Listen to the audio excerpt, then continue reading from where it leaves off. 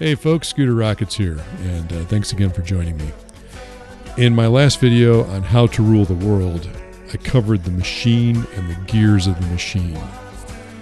In this video, it's going to be more about the grease that keeps those gears turning. So thanks again for tuning in, and here we go. From a very early age, I will place an unhealthy emphasis on obedience. This will continue into adulthood. Obedience will be mistaken for a virtue, and it will be more important for the human to obey than to do what is right.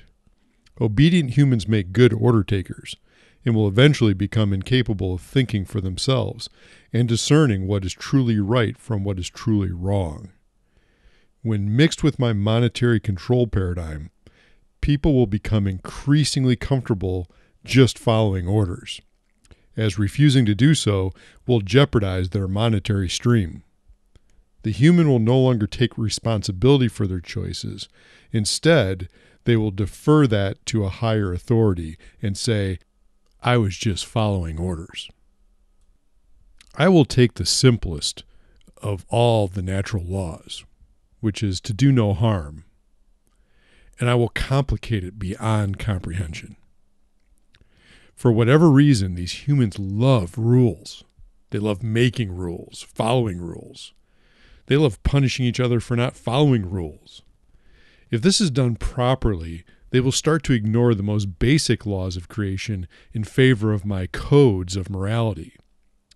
Some of the things in my morality codes actually can be harmful to the humans, but making these into laws will make those things almost irresistible for most people. Because I am fine and upstanding, all of my systems of control will be based on consent. Everything I do to the humans will involve their approval. They will engage me in numerous ways in order to partake of my benefits. Here are some examples. I will train the human to become easily offended, not just from physical aggression, but from opposing ideas and words. I can accelerate this mindset by rewarding a number of humans with large monetary settlements for being offended or for being harmed by another human, even when that offense is purely accidental. Each human will begin to blame other humans for the condition of the culture instead of blaming me. What if I could get the human to place an inordinate emphasis on appearance? Not just the appearance of themselves and other humans, but the appearance of everything in their environment. I could tie this into my celebrity agenda in a big way. But for this to be most effective, fashion would need to be a moving target. I'd have to change it up every year, so that in order to fit in, people will need to change their wardrobes out constantly. They'll need to update the cars they drive, their kitchens, their bathrooms, furniture, haircuts, everything. This would keep my commerce system churning and burning nicely. No doubt about it, these humans really respond to images. If I design moving images or even still images in certain ways, and encode them with various color combinations, shadow and light tricks, emotional cues, things like that, these images can evoke powerful emotional responses in the humans. This will be even more effective given the human's predisposition for wanting to live in the past or the future and never in the now. The imagery I provide will constantly reinforce how great things used to be in the past, or how great things could be in the future. With enough imagery, the human wouldn't even be able to see its captivity. This imagery concept could be useful in getting the human to embrace my future plans for them and to energize my commerce systems. Living their lives outside of the here and the now leaves them very vulnerable to feeling a sense of lack all the time. Because they are constantly living outside of themselves, I can get them addicted to material things. Averting their attention outside of themselves is the key here. It would be totally hilarious if I could grant special rights and privileges to inanimate things. This would be particularly useful in commerce. If I grant organizations personhood, they would become incredibly powerful. I could use my courts to make sure this happens effectively. Many of these groups would become virtually unstoppable, as they'd carry out my directives with very few reprisals. I would love to be able to mark my slaves in a manner in which they would be recognizable to me and to each other. Maybe I could implant a tiny electric device in their bodies somehow. Nah, they aren't ready for that yet. Actually, my corporate minions could have a blast with this. It would be like a competition to see who could get their marks on as many people as possible. What a great opportunity to get my symbols into the mainstream, too. Sometimes you just have to stick with what works. Like pharmakia, for instance. You know, I've used symbols for eons. Sigil magic is a favorite of mine, actually. During these branding wars that my minion corporations are having, they could carefully and intentionally slip my sigils into their logos. For reasons I can't go into here, I love Saturn imagery, for instance. That will earn big points for me if my corporations can sneak those in. But other geometric sigils will be useful in programming the masses as well, so have fun with it. My symbols work very well on a subconscious level, but I would really like to have something that would require the human's consent, something they would embrace themselves. You know, being made up of trillions of vibrations per second, these humans are very susceptible to vibrational influence. If I could create something, you know, I'll call it music. I could use it to insert very important ideas and concepts into their minds. But more importantly, I could use it to soothe them. If they hear someone else singing about their problems or their goals or their aspirations, the human will vicariously think that they are solving those problems in their own life, just by having heard it and agreeing with it. It will feel empowering, even though it's useless. I love using the creation against itself. You know, I'm creating so much pain and suffering in this world. It would be so cool if I could profit from that. This could be fairly easy, actually. Many of the humans that have profited within my wretched system of control will undoubtedly begin to have this cognitive dissonance arise in their minds when they notice how some humans aren't faring quite as well as they are. As much as these profitable humans will gladly want to maintain credit for their accomplishments, they'll still have a difficult time reconciling the disparities that exist between them and other less fortunate humans. Even if they have the inclination to do something about it, they will not likely have the time to do something about it if they are good disciples of my system. This is where charities would come in. For a cut of the action, I will help the humans feel better about this situation.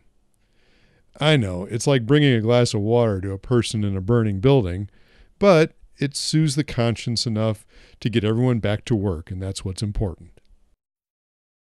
The best thing for me is when 7 billion humans continually part themselves from their reality.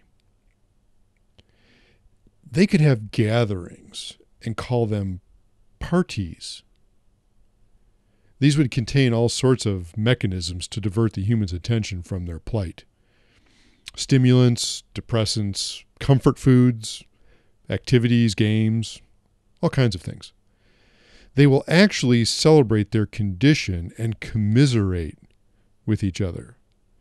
Commiserating is the best way to dull their perspective, as it reduces the expectation of the human to the least common denominator. Getting humans together in groups like this on a regular basis concerns me somewhat, though. What if instead of talking about other humans or just the day's events, what if they started talking about ideas? Once I have the human thoroughly confused as to who and what they really are, it will be very difficult for them to interact with each other. they'll become increasingly awkward in their own skin. They just won't feel right. When I provide a problem, I always provide my solution to the problem. So in this case, I'm going to make it easy for them. I'm going to provide them with identities to choose from. We could call them lifestyles. It'll be like a giant walk-in closet where they can slip on and off different identities throughout their life until they finally find one that agrees with them. But the most important thing is, I don't care which one they choose because they're all going to be part of my script. Here's a nasty little trick. Because my systems elevate certain humans above other humans, it will become increasingly difficult for them to think independently. Because of this, nearly all of the information that they embrace will come to them via another human. This is a gold mine for me. Thousands of misinformed humans running around like they've got their act together, each one starting their own little petri dish with their own little culture. Hey, if they're successful, great. More bad information in the pipeline, another celebrity created, all good. If the petri dish doesn't grow, no big deal. We toss it out, we start over. Unfortunately for me, real truth isn't grown in culture. And if that gets off the chain, I'm kind of screwed. Word magic is essential for me to accomplish my plans. Dumbing down the language is the key. Here's an example. Take the word fear, for instance. Now, what fear has come to mean in the English vernacular is essentially anxiety, worry, dread. Now, don't get me wrong. I love getting the humans all worked up about things that might happen in the future, and I'll even set loose all sorts of events on the world stage to make sure that happens. But actually, if I can get fear to take on a pejorative connotation, like anyone that expresses an idea that makes me fearful or creates fear, well, they'll be considered weak and undesirable because they're not being strong enough and brave enough. See, what these guys don't realize is that the ancient origins of the word fear simply mean for one to be aware of one's environment, for one to position themselves in the proper relationship with any threats that might arise in one's environment. See, if they actually knew this and did this, well, my game is up. Love is another word that I can mess with until it has no sound meaning whatsoever. I made this mistake a few thousand years ago in one of the ancient languages by having as many as 15 different words to describe what love actually consists of. Probably the easiest thing I can do now is change its emphasis from a verb to a noun. Because as a thing, love is essentially powerless. It's just an idea. It'll end up being tossed back and forth by different people. Anyone that gets their hands on it's going to redefine it differently every time. Hopefully they never trace love back to its original source.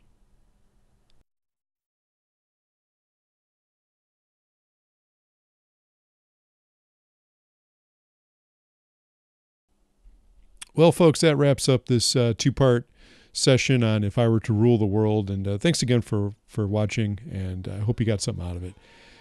I get the question frequently, or the comment frequently, that, okay, everything you're saying, it looks essentially true. But what am I supposed to do about it? You don't give any action plan. Well, there's a reason for that, folks. I'm not a savior, and I'm not a messiah. Okay? Listen to what was said here. Realize how you're being controlled, and then just do the opposite. You're incredibly powerful. Start acting like it.